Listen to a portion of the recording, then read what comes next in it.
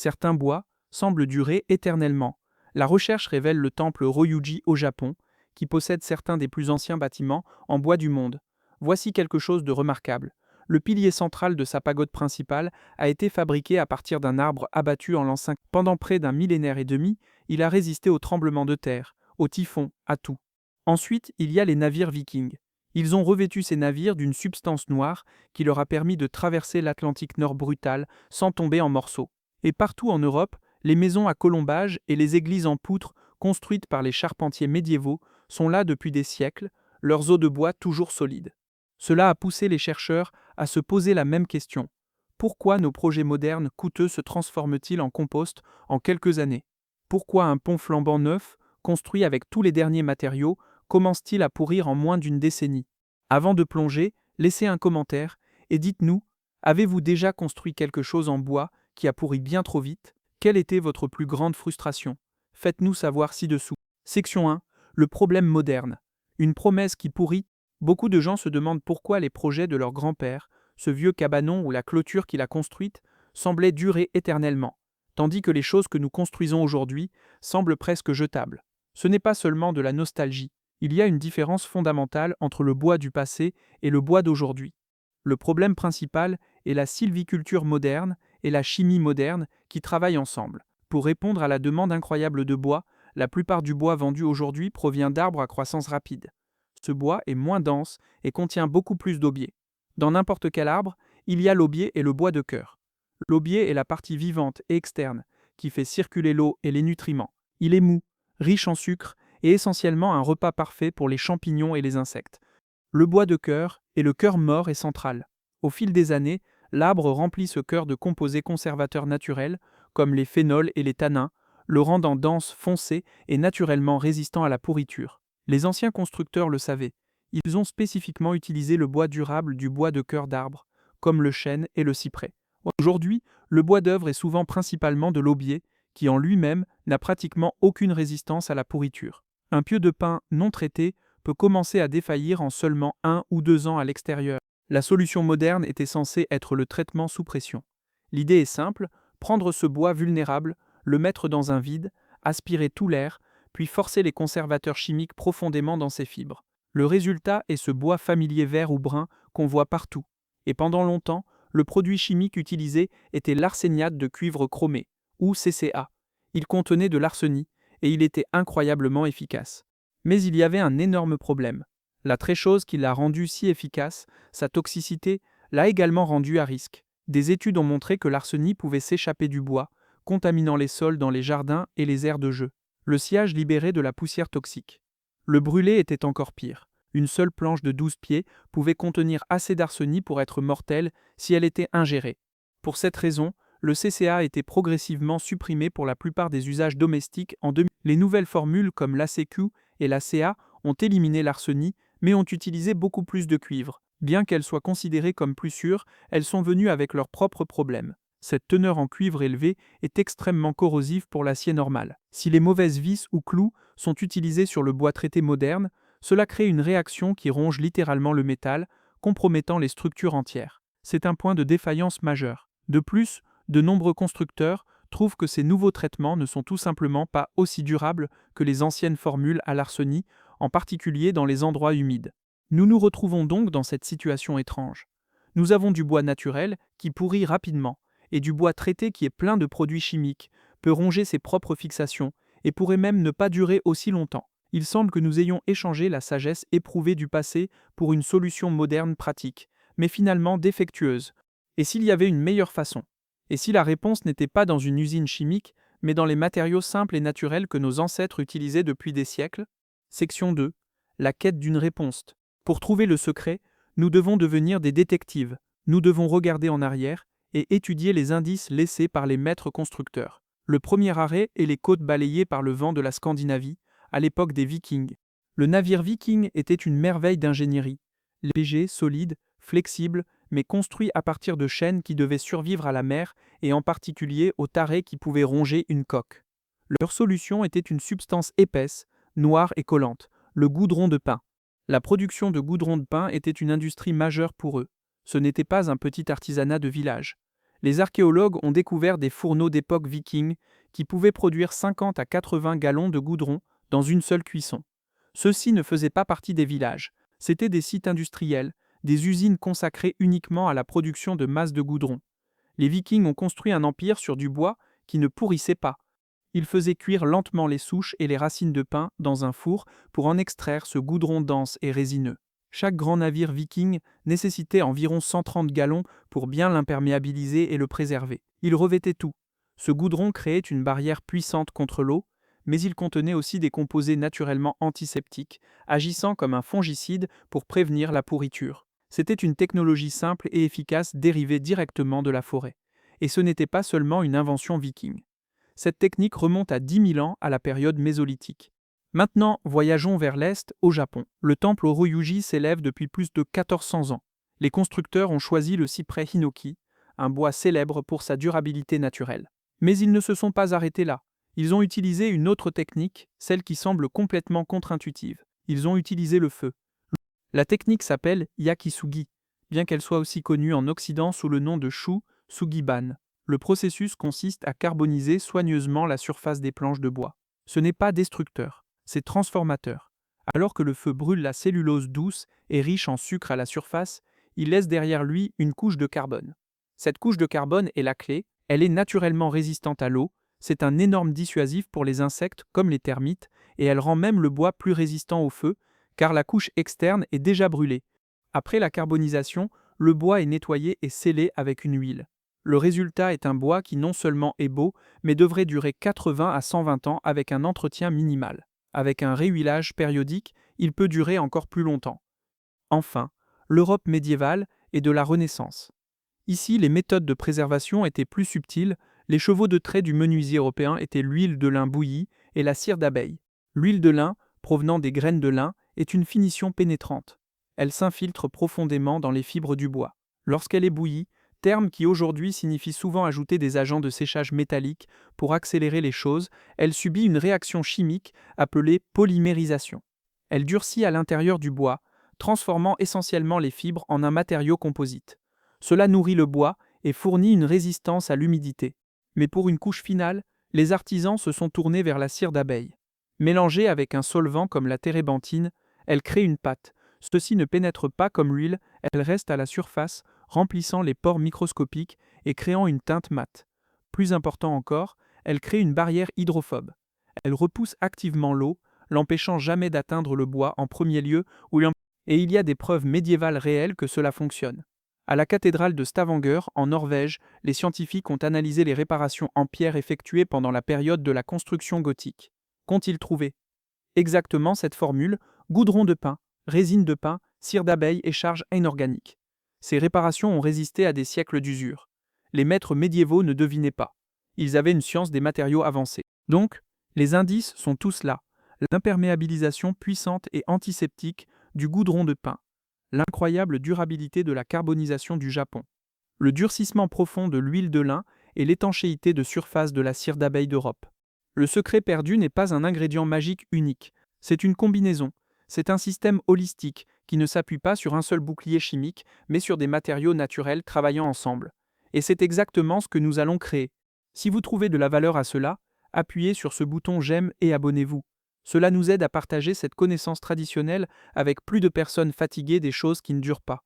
Section 3. Découvrir les ingrédients perdus.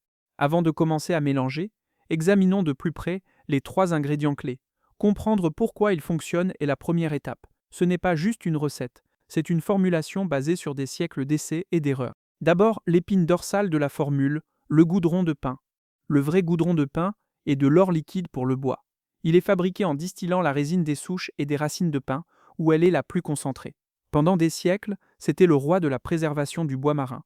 Le goudron de pin, également appelé goudron de Stockholm, était la plus grande exportation de la Suède de 1658 au début du XXe siècle. Il était essentiel pour les entreprises de navigation navale et marchandes du monde entier. Quand vous sentez du vrai goudron de pin, il a un arôme incroyablement puissant, fumé et ressemblant à un feu de camp. Cette odeur vous dit qu'il est plein de composés organiques puissants. Il fonctionne à plusieurs niveaux. Il est profondément hydrophobe, donc il repousse l'eau. Mais la vraie magie, c'est qu'il est naturellement antiseptique et fongicide. Les mêmes composés qui protègent un pain vivant se concentrent dans le goudron. Lorsqu'il est appliqué au bois, il crée un endroit horrible pour les champignons qui causent la pourriture et les insectes qui veulent le manger. C'est notre protecteur de haut calibre. Deuxièmement, le cœur du mélange, l'huile de lin bouillie. Si le goudron de pain est le bouclier, l'huile de lin bouillie est l'âme. Sa propriété clé est sa capacité à polymériser ou à durcir. Lorsqu'elle est appliquée au bois, le bois l'absorbe simplement. Elle pénètre profondément dans la structure poreuse. Puis, au fil des jours, elle réagit avec l'oxygène et durcit d'un liquide à une substance solide et résistante à l'intérieur du bois lui-même. C'est ce qui donne à la pièce finie son éclat intérieur et une grande part de sa durabilité. Mais voici quelque chose que l'industrie ne veut pas que vous sachiez. L'huile de lin bouillie, vendue dans les grands magasins comme Home Depot ou Lowe's, n'est pas réellement bouillie. Ils vendent de l'huile de lin brute avec des oxydants métalliques bon marché ajoutés pour accélérer le séchage. Elle est étiquetée comme bouillie, mais aucune cuisson n'a jamais eu lieu. Les maîtres médiévaux ont vraiment fait bouillir l'huile, un processus complètement différent qui crée un produit supérieur. Le vrai goudron de lin bouilli peut être trouvé chez les fabricants suédois comme Holbeck et Ottoson, qui le font toujours à la manière traditionnelle. Il est important d'utiliser de l'huile de lin bouillie, pas brute. L'huile de lin brute peut prendre des mois à durcir, si elle le fait jamais, laissant un désordre collant. La version bouillie contient des additifs qui accélèrent dramatiquement ce processus de durcissement, le rendant pratique. Et troisièmement, le sceau final, la cire d'abeille. La cire d'abeille est l'un des matériaux les plus parfaits de la nature. Pour la rendre utilisable comme finition de bois, elle est dissoute dans un solvant. Nous utiliserons la térébenthine, qui est elle-même dérivée de la résine de pin, ce qui en fait un partenaire parfait. Une fois qu'elle est une pâte douce, la cire d'abeille fonctionne comme l'armure finale.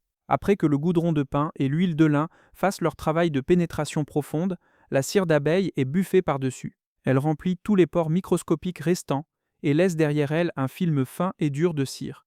Ce film est très résistant à l'eau. L'eau se transforme simplement en perles et s'écoule.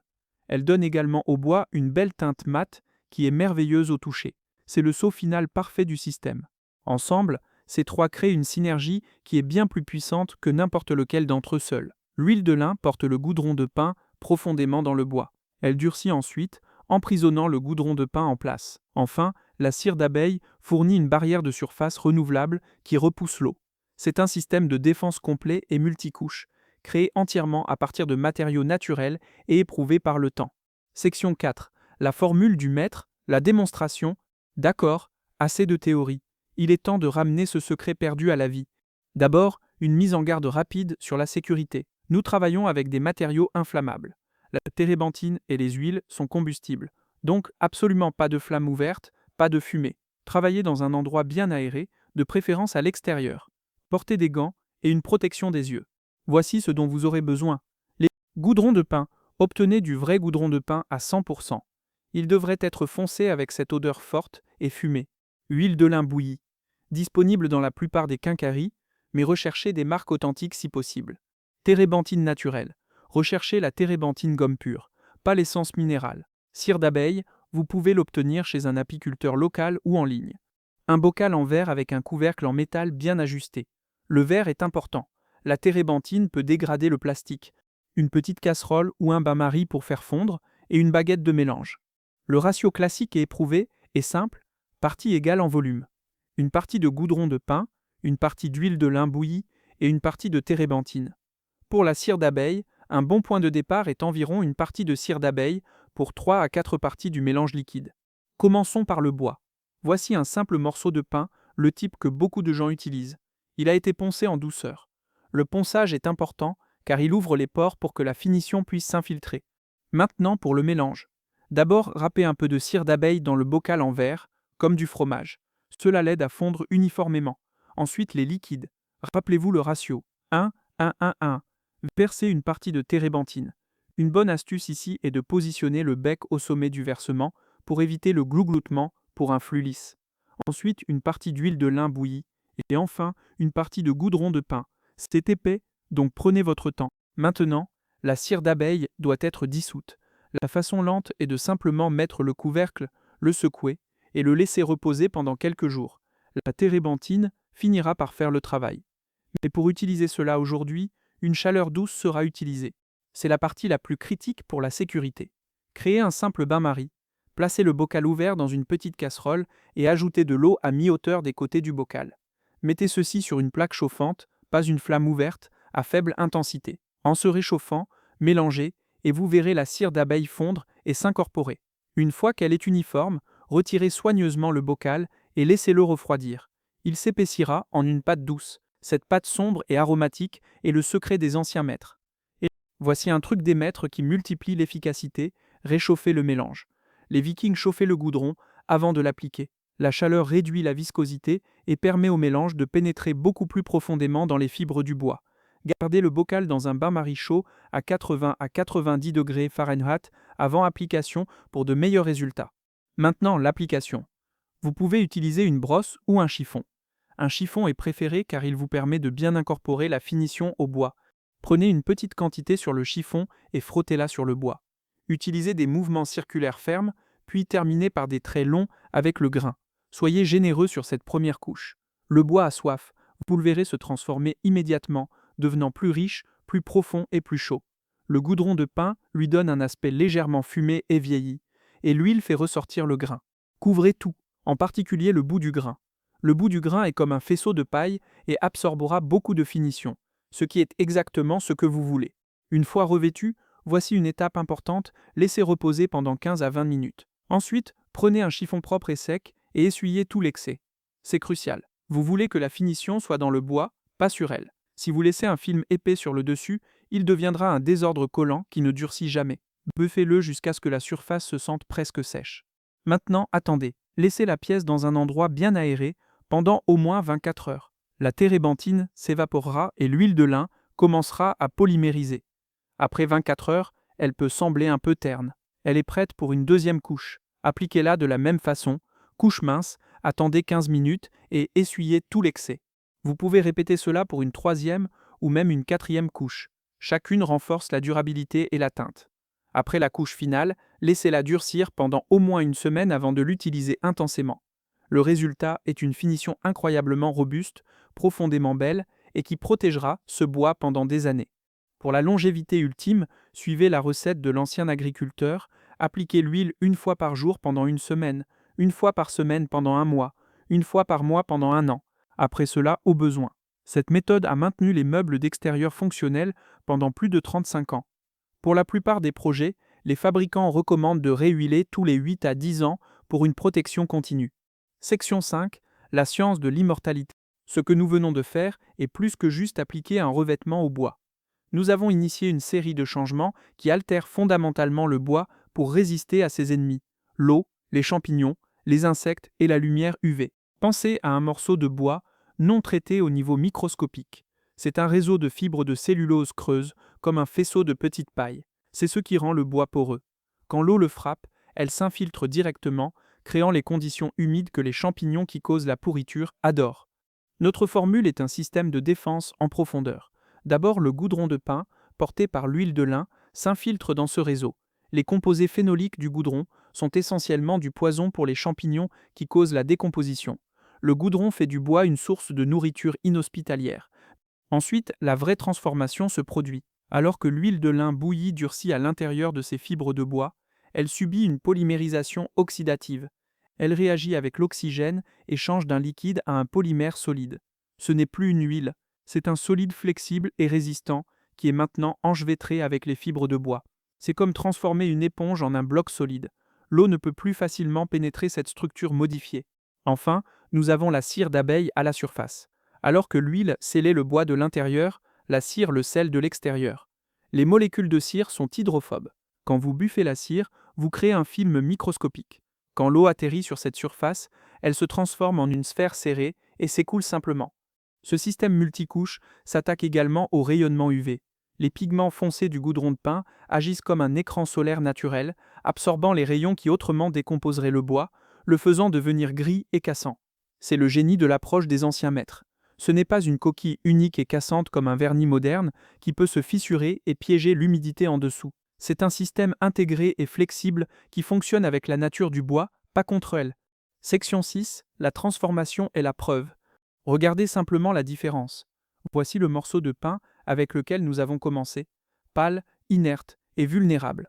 Et voici la pièce finie. La transformation est incroyable. La couleur n'est plus un terne bronzage, mais un brun miel riche et chaud, avec des nuances enfumées du goudron de pin. Le grain, qui était à peine visible, a maintenant de la profondeur et du caractère. Il brille à la lumière. C'est comme si la couleur venait de l'intérieur du bois lui-même. Et la sensation est tout aussi impressionnante. Le bois non traité se sent sec, le bois fini est lisse comme la soie, avec une teinte satinée qui se sent chaude et organique. Mais la beauté n'est qu'une partie de l'histoire. La vraie preuve est dans la performance. Regardez ceci, quelques gouttes d'eau sur la pièce non traitée. Voyez comment elle s'infiltre immédiatement, laissant une tache sombre et mouillée. Maintenant sur la pièce traitée, l'eau se transforme en petites sphères parfaites. Inclinez la planche et l'eau s'écoule simplement, laissant le bois complètement sec. C'est la puissance du seau que nous avons créé.